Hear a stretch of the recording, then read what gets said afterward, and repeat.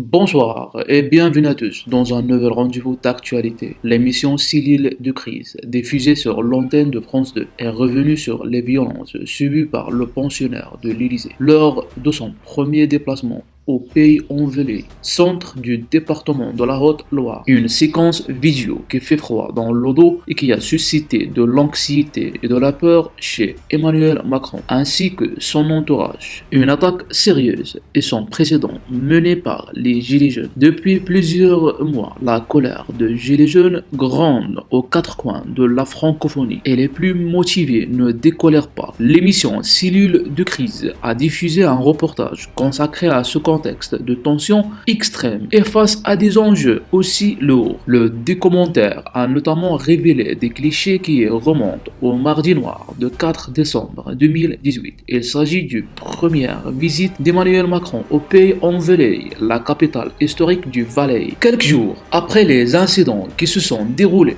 et ont pris fin de façon pacifique à Paris, cet déplacement s'est réalisé dans la plus grande discrétion possible, sans qu'aucune députée n'ait été informée également de la présence du chef de l'État. De quoi provoquer une onde de tempête ravageuse propagée sur l'Hexagone. Dans cette courte séquence vidéo, alors que le président de la République se trouve à l'arrière d'une auto aux abords de la préfecture de police de la région pour saluer les efforts des forces de l'ordre, des manifestants ont décidé de poursuivre le convoi présidentiel en lâchant des propos de haine, de l'intolérance envers le chef de l'État français. Démission. Il va falloir rendre des comptes et accepter de vrais changements manuels. Confier l'un de ces manifestants. L'auto est ensuite bloquée et protégée par des gardes-corps personnels armés avant de fuir en prenant la route à contresens sur la voie centrale et en grillant un feu rouge. Le mari de Brigitte Macron a évidemment manqué de prudence